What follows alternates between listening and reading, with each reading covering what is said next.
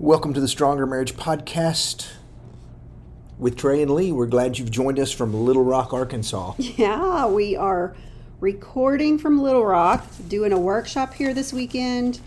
Had a little bit of time this afternoon. We didn't get it done earlier in the week, so we said, hey, let's get one done. Let's knock it out. Mm-hmm. We've enjoyed our time in Little Rock. We're looking forward to a workshop this weekend. Got a big workshop at the Levy Church of Christ. Well over 200 coming, closer to 3, and we're excited about that. So thank you for joining us. We talked last couple of episodes about husbands and wives specifically. Today we're going to talk about cell phones. Why is this topic kind of on our heart? Kind of what inspired this topic? So we just had our big marriage seminar at sea, Alaskan cruise. It was awesome. We had nearly 50 couples that joined us, and we talked marriage. We had some sessions like we would do during a workshop, but we talked about some different things. But the days that we were just at sea, we had some sessions, and you and I talked a lot about cell phones. We didn't talk a lot about it, but we made some points about how cell phones can be such a huge distraction in your marriage. And, you know, we need to make sure at meal times or whatever, we're putting them away and focusing on your spouse. We just got a lot of feedback from that over the weekend or over the week during the cruise from other couples that said, man, the cell phone thing just really pinged us between the eyes and made us realize we need to put our phones up and we need to focus on each other. And we had couples telling us throughout the week, you know, that they had really concentrated that week on just keeping their phones put away. There was no need to have them out.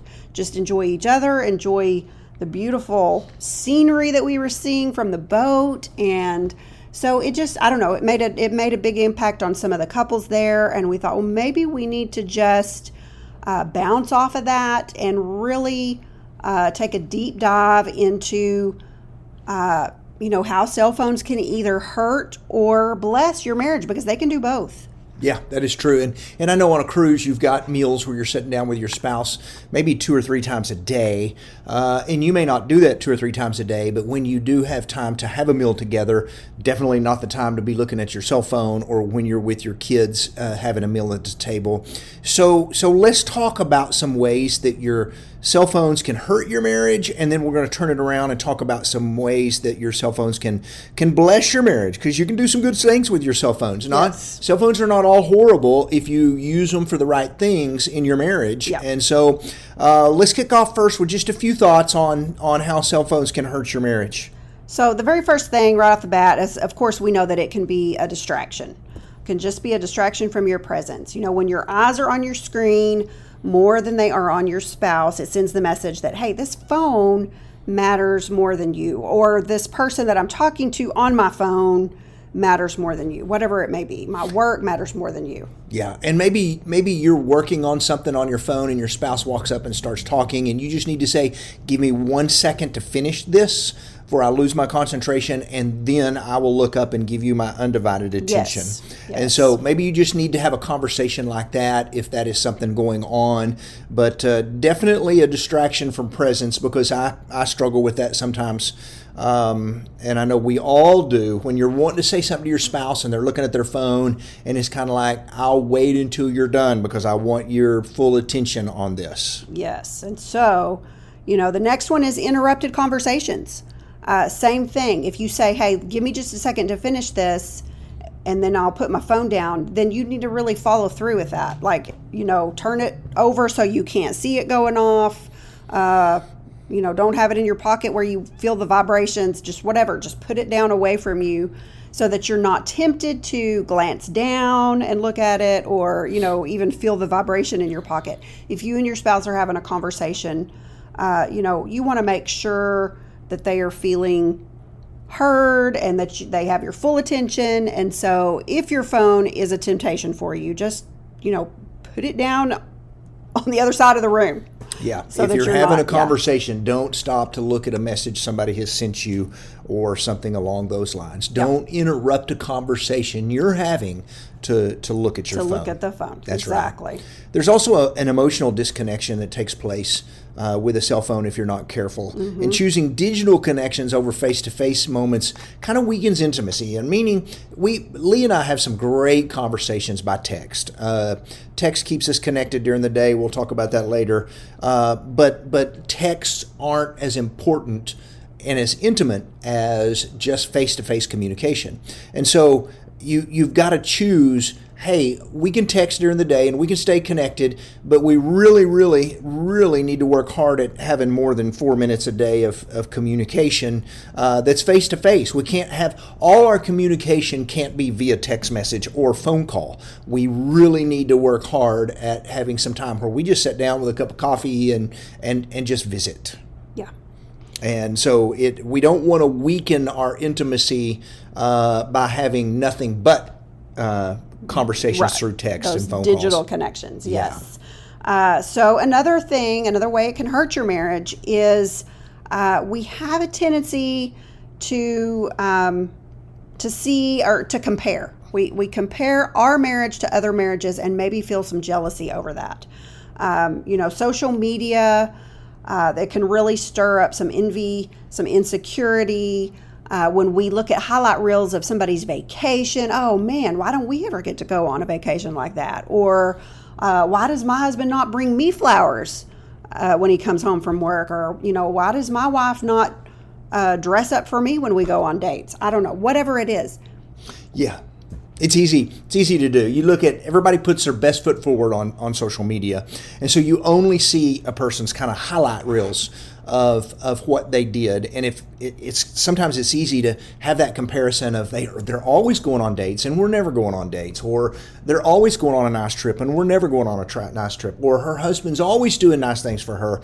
And so be really careful that you don't look at social media as a comparison where you find yourself being jealous of some other couple or some other thing. And one of the things that we talked about a little while ago was Lee was a little concerned at this point of sometimes in marriage we want to put out there, and I think in life we want to put out there things that we've done well, not to say, hey, look at us, but to sometimes go, hey, let's inspire one another. Tell us about your last date that was so good, so maybe we can do it too.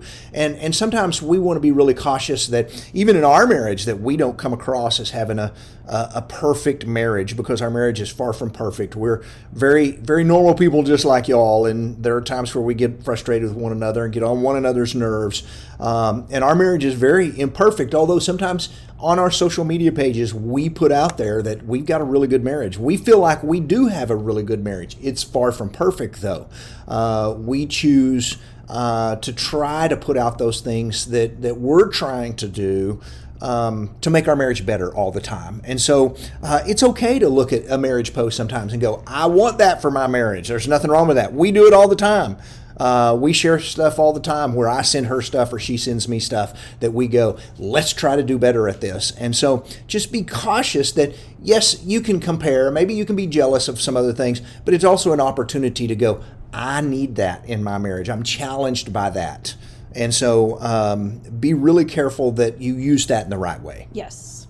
Okay. So this is a big one.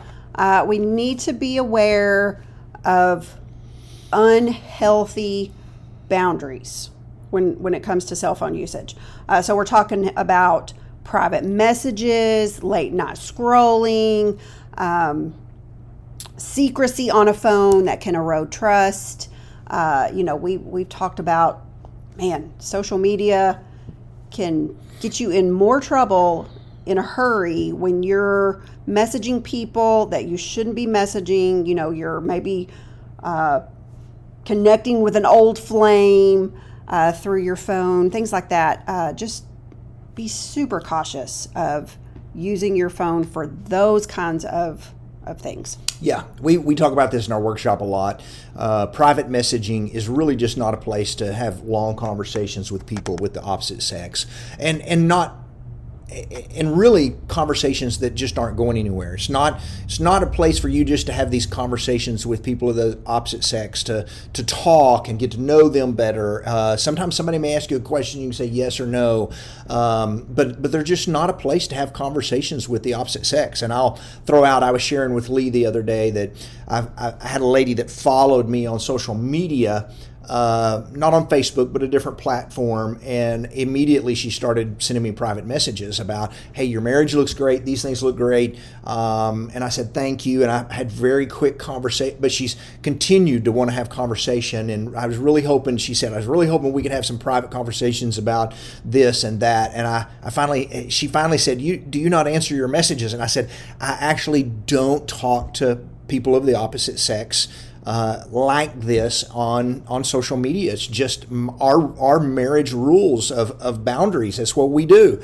I said they may sound like ridiculous boundaries, but they've worked for us for 37 years. And so we're really very cautious about the amount of conversations that we have on private messages. And when we do have one, we talk about those. And so just be really careful about some unhealthy boundaries that may seem very innocent at the time. There you go. Innocent at the time. Hey, we're just talking. We're just friends. But those are the things that, if you're not careful, turn into more than just friendships. Yes. Most affairs, whether it's emotional affairs or physical affairs, don't start with touching one another. It starts with private conversations that took place when your spouse didn't know, as just friends. Yeah. So we said that well. Yeah. So set healthy boundaries. Be aware of unhealthy boundaries. Let's see. So we talked a little bit about the emotional disconnect. So we want to just go off of that a little bit and talk about reduced intimacy. So we're talking about sexual intimacy at bedtime. Sometimes we get in bed and instead of connecting emotionally or physically, we start scrolling. And I'm guilty. And, sometimes maybe we need to say, set a timer. Okay, 5 minutes, let's scroll, and then let's put our phones down. Because 5 minutes can turn into 20 minutes if you don't, actually maybe physically set a timer. I know we've talked about it before. The time gets away from you. And we got to learn how to control the scroll. Yeah. That's, Yeah. And this isn't always sexual intimacy. I mean, it's just your connection. You can be very intimate in bed without having sex. Yes.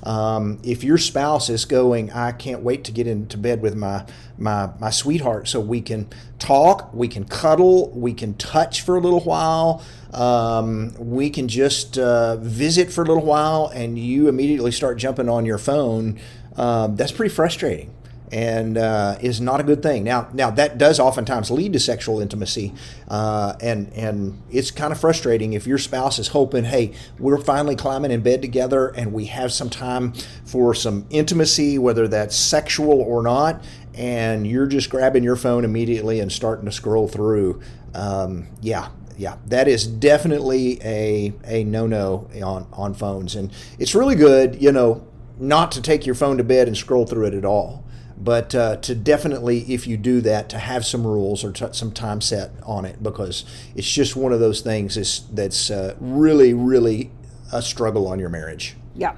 So, best to just, get in bed, have your conversations, be physical, prayer time, whatever whatever your routine looks like. And then when you're, then you can say, okay, I'm going to sleep.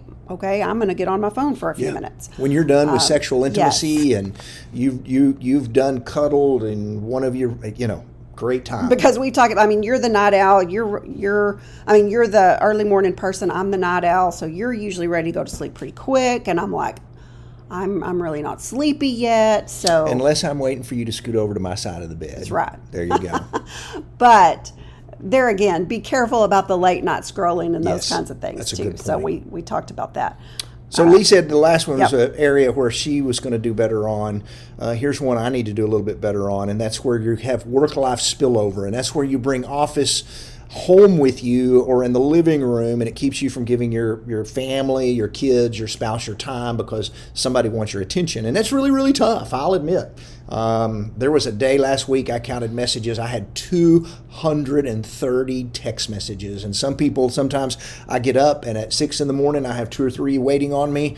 And then there are times at night when at 9:58 somebody has texted me and wants something as well. And so it is really tough to not feel like I got to answer those. But if you've got your spouse's attention and they've got your attention, be really cautious about bringing that office home and just continuing to work at home when it's something you could get done at another time. Yes. Maybe that does mean get up early or stay up late after your spouse goes to bed.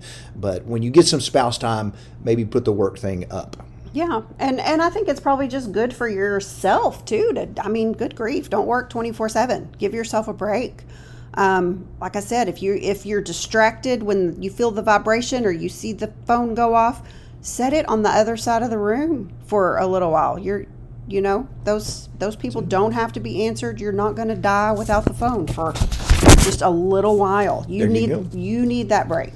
So let's talk about some things that can bless your marriage. Yes. We don't want to just be negative the whole time. No. Because we use our phones in very positive ways for our marriage sometimes. And one of those is to stay connected. We mentioned that a while ago. It's just simply stay connected. Quick text during the day. The other day I was very busy. I had a busy day and I sent you a heart. That was it. I sent you an emoji of a heart. You responded with a little emoji with a smiley face blowing a kiss, and I thought, man, talk about connecting to go. I was thinking about you. That both of those things said so much without having to sit down and spend a whole lot of time to just stay connected. And I just thought that was a great thing to, even when we're apart, to just go, hey, I just was thinking about you for a second. I love you. It was just an easy way to do it. We do that through sending memes to one another. We tag each other in posts. You need to read this. It just helps us to stay connected.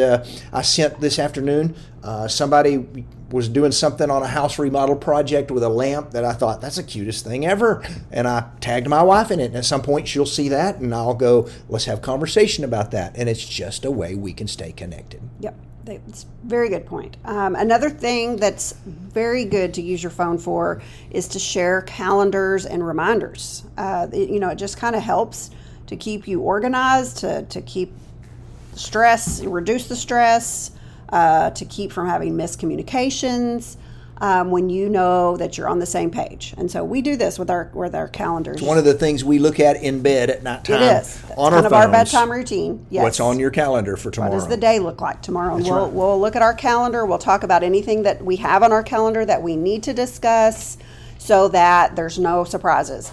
We'll kind of, like a lot of times, look at our week, that's coming up. What does our week look like? So we can kind of just have in mind, and stay organized, and that really does help to reduce some stress in marriage when you're communicating about all the little things like that.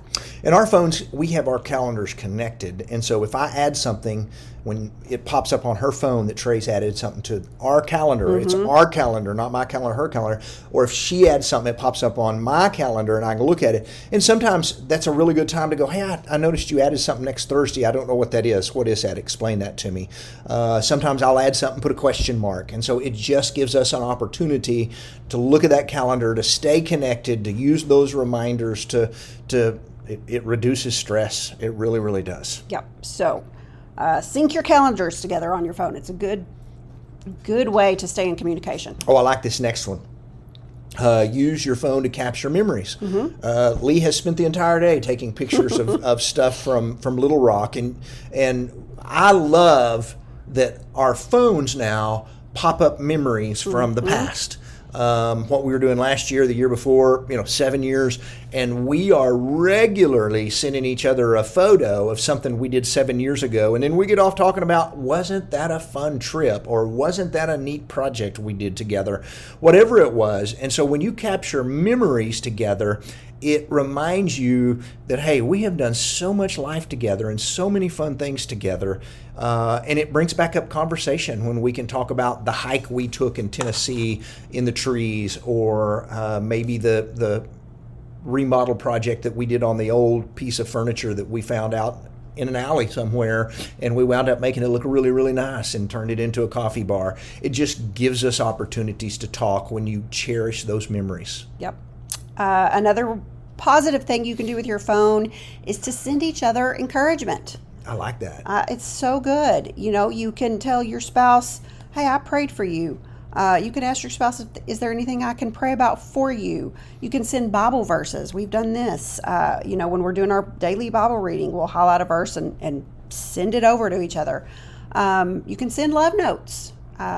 Just all kinds of things. You can encourage your spouse with your phone. Just a sweet text message says a whole lot. Yeah, that is exactly right. Planning dates and surprises. Use your phone to schedule a date night. Sometimes we do that, or sometimes I'll do that. I'll put date night surprise with a question mark, and you will tell me later, ooh, I'm excited about this. And you've just seen it kind of pop up. Plan a trip. Tell your spouse, hey, I've got supper planned tonight, whatever it is. But plan dates and use your phone for surprises such as that. Yep, those Google search on your phone is a great tool to help you to plan some dates and trips and things like that. Mm-hmm. We talked about sharing fun, like sharing memes and stuff. We do that all the time. You share jokes, songs. We share songs. Have you heard this song? Or I'll ask you sometime, hey, do you like this song? We play games together. We do Wordle every day and try to beat each other. Who got it less. I got it in 4 guesses. How many did it take you? She usually beats me in those. We play Words with Friends together every day. Yep.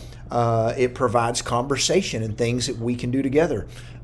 Share things that you can do together on your phone. Play some games.